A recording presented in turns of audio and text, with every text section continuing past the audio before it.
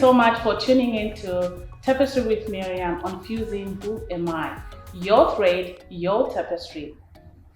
Our studio here, we've received a lot of guests. We've received guests from the community, unique talents that they have. They have been engaged with the community and doing a lot of things. Today is not an exception. We have the amazing and talented and smart Miss Gail-Ann Wilson, who is a teacher in Edmonton. She has been teaching social studies, and I believe it's 19 years of experience. She's also an anti-racism teacher. She has dedicated her time to improving the lives of students in and around Edmonton and the province. We want to welcome Ms. Gail-Ann Wilson to our studio today. Thank you so much for coming. So we wanted to check with you. How are you doing?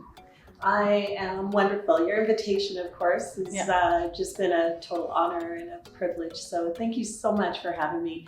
I am really looking forward to the conversation that we're going to have today. Yes, thank you so much for that. I think these days you just have to check in with your friends, with your family because of pandemic. I think sometimes just call someone, just say you love them, just really be in the moment of love and just spread that. And I think that's why we wanted to check with you, Ms. Gail Wilson. Now, can you tell our viewers who you are and what do you do for the community especially? Well, thank you, and I appreciate that you ask. As you mentioned, I'm an educator in Edmonton. I have 19 years of experience. Yeah. I am an immigrant as well, so I moved here from Trinidad when I was only about that big. And I really haven't known very much other than this community in terms of my upbringing. So within the 19 years of education, that experience that I've had to quickly adapt how I instruct and what kind of teacher I am. Again, going back to the idea that there are not a lot of Black teachers in our community, there's more weight put on someone like myself to have to say the right thing, have to be a certain way, and also to have to allow for folks to feel like I'm not making them uncomfortable, even though we're going through a crisis in the Black community. Yeah, that's very good. And now you talk about transformation. With Obama becoming the president of the United States, I think the world was like, maybe now, right? And then all of a sudden, we have this George Floyd thing. As a Black teacher, what was that? How does that impact you as a Black teacher? Well, I think we had this very important time, and that was that transformation where Obama came in and took power. There was a lot of good feelings, I believe, not just for Black people, but I think for the people that do consider themselves allies of other cultures and communities. It felt like we were able to actually breathe a little bit of a sigh of relief. So my role as an educator is teaching high school social studies. So all of these contemporary social issues that are going on are things I talk about directly in my classroom.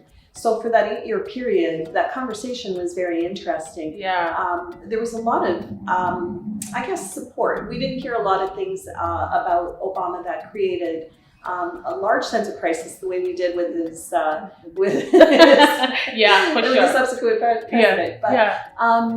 But what happened by the time Obama had left, and we now see this racism, the crisis of racism, and I should probably back that up because we've always been in crisis. Yes, we have. But we see this social movement towards trying to find some kind of common ground or solution, or trying to recognize our own identity is really what I'm saying with racism.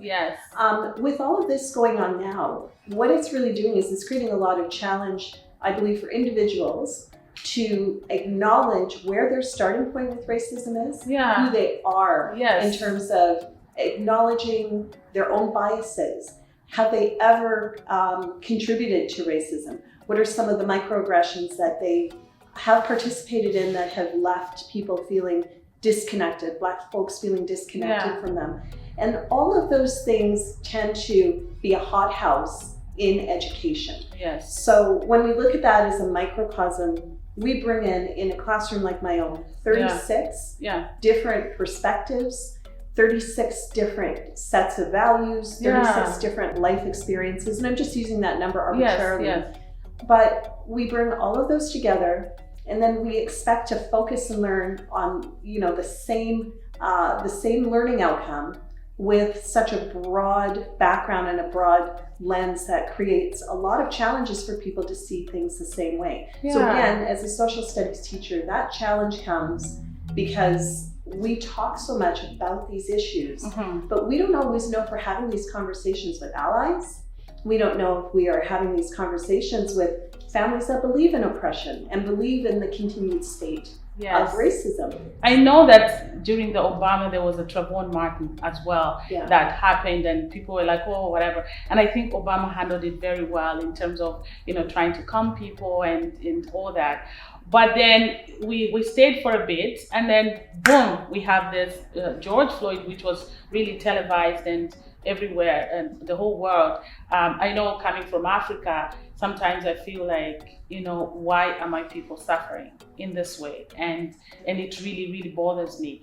But do you think now, because of what has happened, do you think that Black people are having a rethink of, because sometimes we say we don't help each other, we don't support each other. Is there some kind of unity? Is there some kind of awareness that we need to be having? And do you think that, because you're in the class, and I don't know how you navigate through different backgrounds and whatever, so maybe you can tell us more about what do you think about, how the Black communities are navigating through this? I think one of the very biggest challenges we're facing is the spotlight is on us. We're living in a city here, nearly a million people. We don't even have 100,000 Black folks that are living in it. If we do, I apologize for not getting the number correct, but we recognize we're disproportionate here. So what that means is, if you were to just take how many students are actually sitting in classrooms right now that are Black, you likely have just a few, if not any at all. And so what the problem that brings about for all of us is the spotlight is on the Black folks that are known to people of other cultures. To have to create the explanation for what's going on, to have to tell people what's acceptable and what's not. And so in society right now, we are asked to educate people on the state of oppression that we have always lived in. And we're asked to take on this responsibility to do that. Now, as an educator, I'm comfortable in being able to do it because I know how to express it. And as you mentioned, I walk into a classroom recognizing there's a broad variety of perspectives and the way that people think about things. So I'm very accustomed to that. But it still doesn't change how stressful that can be, because although I'm expected to actually teach, I'm still human and I still have experiences, and I know which of my students are actually sitting there with less than complementary perspectives on my race. And so that does create a crisis. So where we all are at with this right now, Black people are struggling not just because we're Black, we're struggling because we are having to pacify other groups in order to make them feel better about what has happened, even though it's not their necessarily, they are not directly viewing themselves as the oppressor. It's just the condition that we live in the world. But we are being asked to actually take up and do more than we really should be asked to do. Right now, if I were able to actually construct what were to come next, please just give Black people an opportunity to be heard.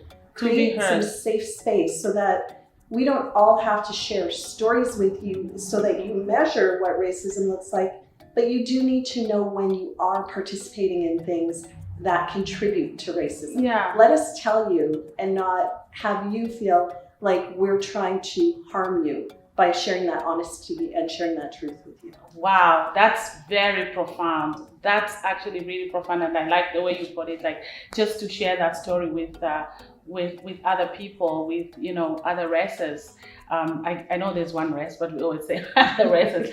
But I think I really like your perspective on things, and one of the reasons that when I read about one of the articles that you had written in one of the newspapers, or I don't know whether it was magazine, newsletter. I think that I'm gonna read to the viewers so that our viewers can hear, and I think you're going to explain why. I read an article you wrote, "Take a pass on the past."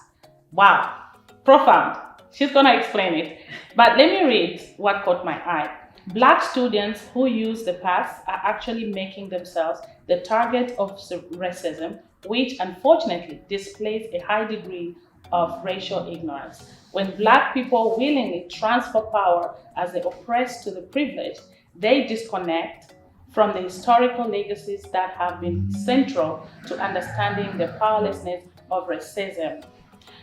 Wow. Do you think we should be having more conversations on this subject? And why did you write that? What does that mean? Take a pass on the past. Well, the past is, excuse me, the past is where we have people that are Black allowing people of other communities, other cultures, use the N-word or use other forms of oppressive language on us. And we say it's okay because you're with me. So the past is actually granting that permission to participate in something that belongs to the Black culture, and that we choose, especially with the N-word, to covet that word for ourselves for so many reasons, but deeply rooted in the genocide of Black people. The idea of the past with what I had seen in schools is we were getting students that would be in the company of others, of other cultural communities. They say, it's okay. Feel free to go ahead and use the N-word, or it's okay to sing it when you hear it in a song in my company. Yes. And so what I started to notice is the crisis that's creating for our, for us as a community. When we allow other people to continually oppress us, and that starts at such an early age, right? When this is taking place in school hallways, or this is taking place when kids are, still leaving their later years of elementary or junior high, and especially in high school, we see this. What we're doing is we are setting ourselves up to go into a workplace 10 years down the road, where that word is going to be used because the permission was granted by someone who is Black to someone who's white, and they haven't figured out, the appropriateness. Well, let me rephrase that. They do know the appropriateness, but they felt since it was condoned at one point, it could continue to be condoned. So I looked at that as a crisis and what I was seeing when that situation occurred, and why it was so meaningful and why I wrote about it. As a teacher, I actually had my own children attending the school that I was teaching at, and the word was used on my daughter. So she came to me that day, and she gave me, she told me the story of what had happened, where the student had said it. And when she confronted him, because she's quite headstrong, when she confronted him, that was what he said. He was given permission, and there's this feeling that when we see this, there's this feeling of almost taking a sense of supremacy and pride in that, and being able to say, oh, I'll just use it whenever I want to, on who I want to, in a form in which degrades you. So it really motivated me to have to write that and to have to ask our young people to consider what happens when they are creating the past. Right? So that's kind of what precipitated that. Wow. Amazing. And I think maybe also the conversations should be within, like if I have a friend who is Caucasian or any other, I think I should be able to, it's an obligation, I think, for us Black people to talk about it with our friends and say, you can't use it in my presence. And this is the situation. You can hear it, and I think, in songs and stuff, I wish they could stop, but they don't. And maybe that's what I'm thinking, that maybe that's something we should be discussing with our close friends as well. If they are not Black, then we talk to them about it and we say, you can't do this, you can't do that, because then it will be embedded in them as they grow, as they go into the workplaces. They might not do certain things that are not appropriate to other people as well. I'll just add on, because I found that the transformation for me after writing that and sharing this is this. I've started to ask people, what's your relationship with that word? What gives you what you perceive as permission? And I've actually expanded that out, and this is some of how I address racism in some of the presentations and things that I do. What is your relationship with racism? What can you actually say that you do in terms of being an ally, but what have you done to actually discriminate against me or to oppress me? Have you used the word outside of my company, but now you will sit with me and then tell me that we're equal and that you support me? So I think that what I pivot on now is asking people that you don't have to provide me with an answer, but I'm still going to ask you, what is your relationship with racism? And it creates some very uncomfortable feelings, and it agitates the way that people think about things. But I also have to ask the very same questions. So it's not exclusive. It's not a finger pointing. It's not me looking at telling other people what they've done wrong. We all have to address it. We all have to. What's our own relationship with racism? Wow. That's why she's a teacher. We will be right back after this. Your Thread, Your Tapestry. If you have just tuned in, we are here with Gail Wilson, who's a teacher for the Edmonton area and the province as well. I think she's been for 19 years. I said that before. So once again, thank you so much for being here. We are here with her because we want to highlight the importance of having Black teachers in our community. Teachers that look like us. It's very important, and I think she has alluded to that as well.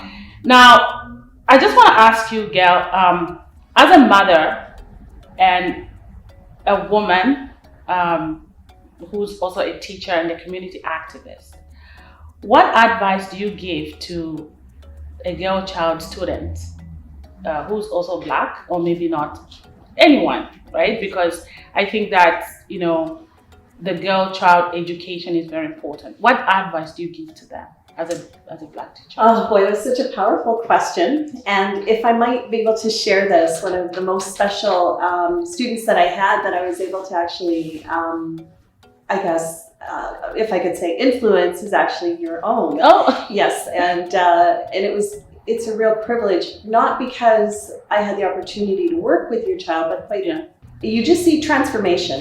I mean, and that's expected in society. So the young women that I worked with early in my career are very different than the young women that I see today. And the biggest advice is for especially young Black women to know their own identity, and to also be very mindful of not having other people place you within the category of a trope.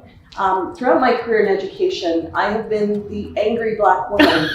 Anytime there wasn't something favorable to somebody who felt that, that they were being targeted by me. If I choose to be more expressive, I'm told that I'm angry, or I'm made to be a trope, like pop culture, in a pop culture kind of way, like, oh, you know how Black women are, you know how Black girls are, whatever. So there tends to be this connection with taking especially young Black women, placing them into these categories that we see, which overall takes away from their identity and the strength and power of who they are. So what I've tried to do, not just as a social studies teacher, but I was also a competitive soccer player for 22 years. Oh, wow, nice. And that allowed me to actually coach young women to play in soccer leagues, even with my own daughters. They watched me on the sidelines, and eventually they played on the field with me in the same uniform. But all of those things kind of wrapped together were very important to create identity and to let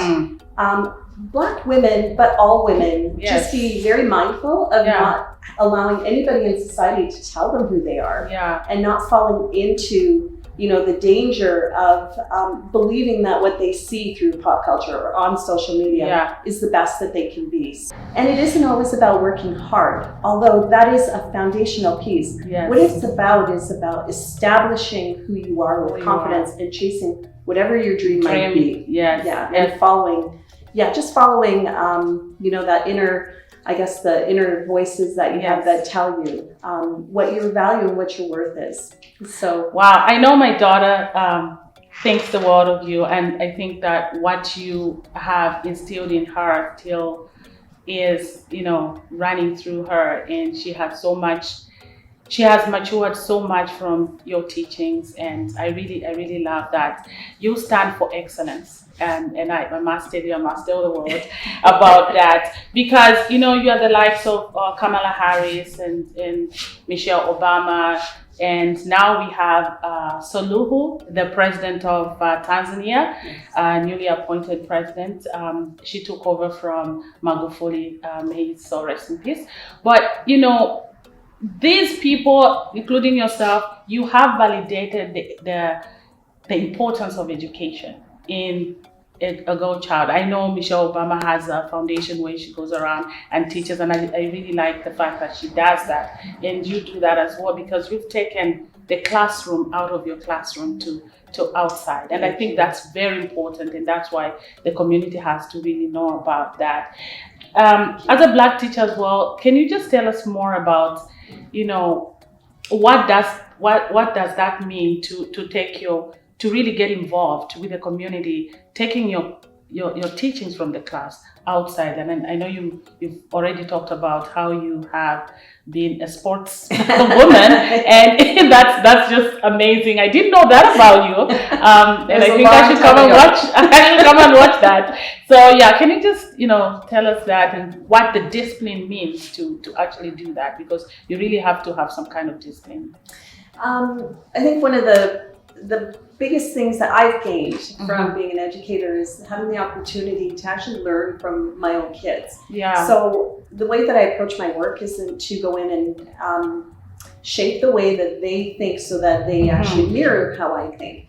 It's quite the opposite, especially in social studies, the way that our curriculum is in Alberta, where we definitely encourage multiple perspectives and broad spectrum of thinking.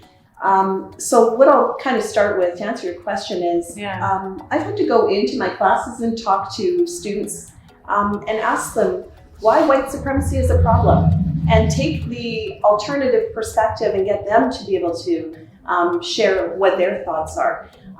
As a Black educator, especially in senior high, we don't have a lot of females that are at the high school level. So the spotlight that comes on me so commonly is, oh, she's just going to try to make me think the way that she thinks, or she's going to only deliver one way of approaching things. Yeah. So I very commonly will play the devil's advocate and take the opposing side in order to get people to think differently. To talk about, And so some of the ideas that are shared back with me within the classroom allow me to almost have a little bit of a gauge on what society is thinking.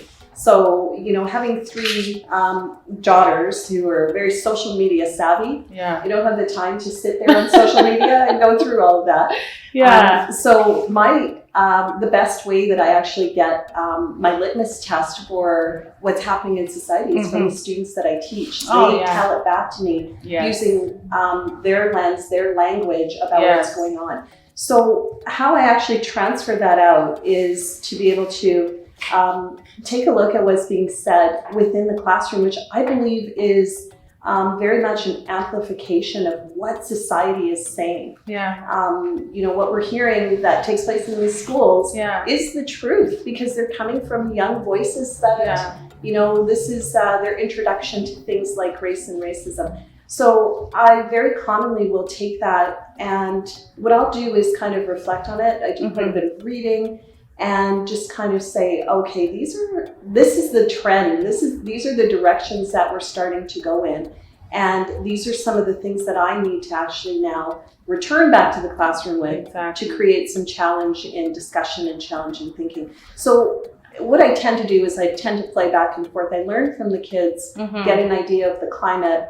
I carry that over into my everyday life, whether it's how I'm interacting with other people, my own family, or my community. Yeah. And then I return that perspective back to the classroom. So it's a very fluid situation. That's great. That's great. How you've navigated through, how to go about everything. I know you did a video during Black History Month with a bunch of students. My daughter was part of that. We'll just take a look and see, what happens in that video.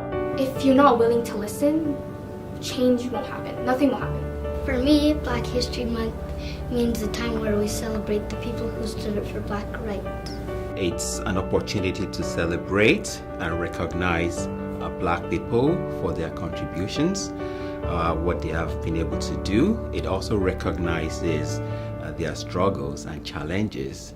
But I think that it should allow us to create conversations that are gonna last for years. Moving forward, we will support one another to honor the important work that has taken place this month through recognizing our collective responsibility to dismantle systemic racism and continue the conversation.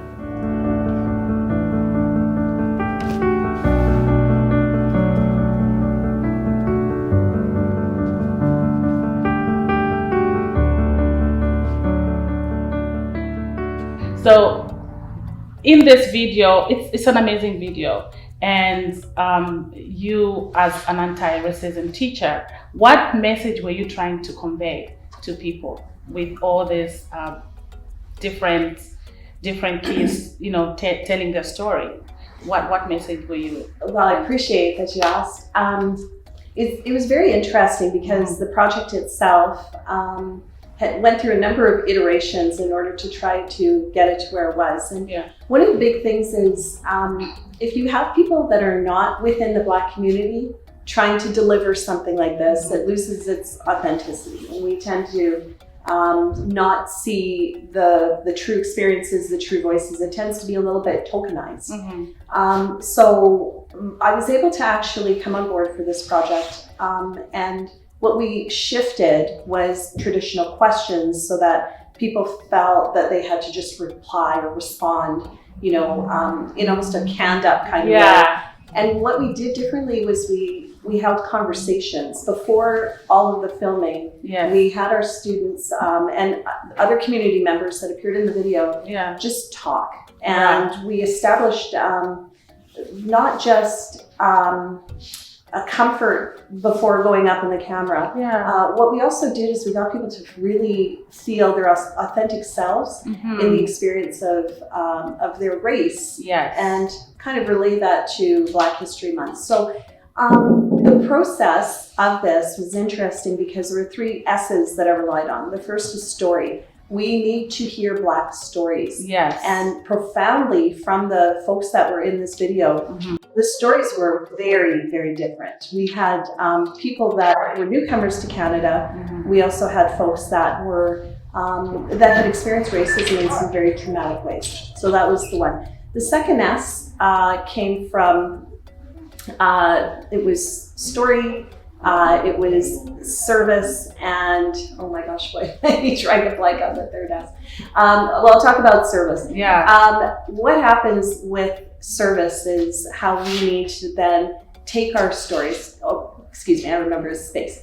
We take our stories and we see how they can be useful to one another. So space is the second S, and that's where we have to create an opportunity for people to be heard. So we all, as Black folks, we all have these very profound stories. That's great. That's great. And I like the fact that it was very authentic. People spoke and, however they felt, and their experiences and stuff. That's just great. This was really a great conversation, but I have one last question. What can you tell our viewers about the new curriculum? There's so much of, just a summary of the new curriculum. What is it like? We want to know. Yes. Boy, that is an enormous question. And so the next time that I come and see you, we'll talk about it for a couple of hours. Exactly, for sure. The new curriculum has obviously left people very uneasy and lacking a lot of confidence about what we would expect our students to learn. Yeah. So again, going back to relating this to social studies, the biggest challenge is the idea that there was a feeling that we really had not had a lot of learning or background knowledge relating to Black history. They did in fact add quite a bit of content, but the greatest issue that I have, so this is again going from kindergarten to grade 6. Yes. The greatest issue that I have is that what we see is that Black people are not presented in a form that celebrates them or honors them. Yeah. The introduction to Black people is an introduction to slavery. And so as a student, if I'm reading this, I know nothing more than Black people have always been second rate. So all you take is this. Like Absolutely, you don't, and that Black people have always been oppressed, that there's always a significant difference, and that the condition in which Black people, were brought into the world is one of ownership as chattel. Yeah. So what I was looking at when I reviewed that curriculum is not that we need to be grateful that they're introducing something related to Black people in the curriculum, but where are those positive stories about the legacy, the positive legacies about the empires of Africa? Where are those stories that create what I would call Afrocentrism or centrism surrounding who we are as Black people? If the first or the initial stories or the initial introduction that I hear about relating to Black people it's just a negative one. Is negative, Where do I go next? How would I ever, again, going into the workforce 10 years down the road, how would I ever then be able to look at my coworker and say that we're equal?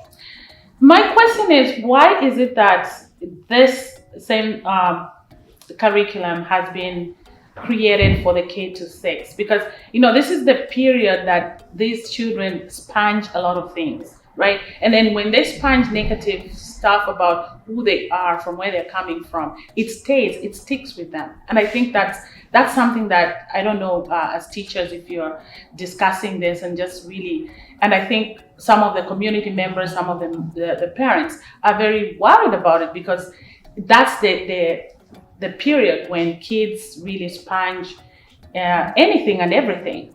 So why do they have to decide to actually bring that curriculum? It's such an important question to ask, and we're not asking the right people. That's the biggest problem. So the problem is that curriculum was not designed in consultation with the people that needed to actually sit at the table and have the voices there. So, and that's not just people of the Black community or people of color or Indigenous communities.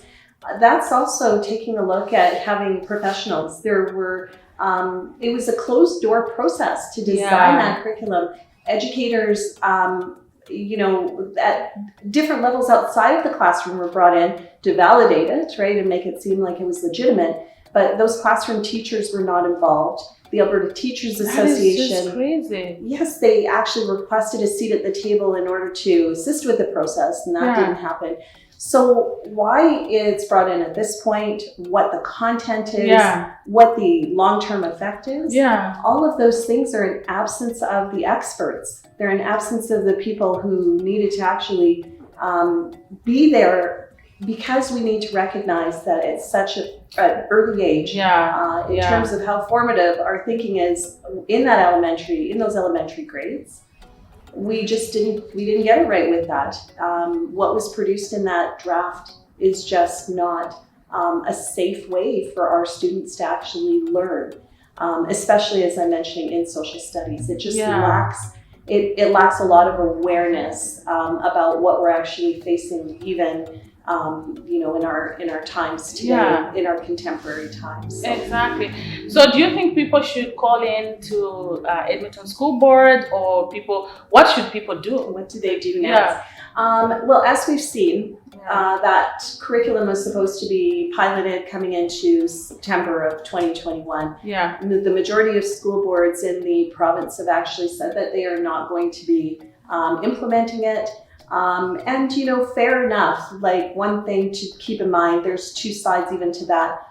So many school boards are still struggling with what's happening with COVID and Yes. how we're actually going to deliver the education to our students that we need to for their safety, and also, you know, to allow them to continue moving forward in education. So, you know, it's not going to be adopted for a couple of reasons, but I think at the end of the day, the most important thing is that we need to take a look at those grassroots groups that are actually mobilizing very quickly. And we need to get behind some of them, because, you know, what it's really going to take for us in this province is people, volume. We need large communities. The single letter and the single voice does not seem to have the same impact with our current government as we would like. Although we're told we live in a democratic society, in which we do live in a democratic society, this really highlights some of the flaws of democracy. So our elected officials are supposed to be representing us, and we will ultimately have to actually get behind and mass mobilize in order to make those things happen. So there's a number of groups on Facebook, there's a number of groups that one can follow through Twitter, and I think that getting behind some of those, and also taking initiatives where folks are putting up lawn signs now that are really demonstrating that they don't feel comfortable with this curriculum, and other types of you know, social protests that create visibility around the issue. I think ultimately that's what we're going to have to do, but we cannot rely on other people to do it for us. We have to do it. We have to do it for ourselves. Absolutely. Thank you so much. Now you know why she's a teacher for 19 years, and she is just an amazing woman. This was amazing, and I know we'll be back again with you, maybe, about the curriculum. And I also wanted to convey a message to Sarah and Andrew for creating that, you know, BTA. I think that we would want them to come as well, you know, so we can talk about, you know, the future of BTA. Thank you once again for being here and for taking your time. And I know COVID has been crazy and all that. Please keep safe. And I want to thank all our viewers for tuning in today to Tapestry with Miriam on Fusing OMI. So from now until then, your thread, your tapestry.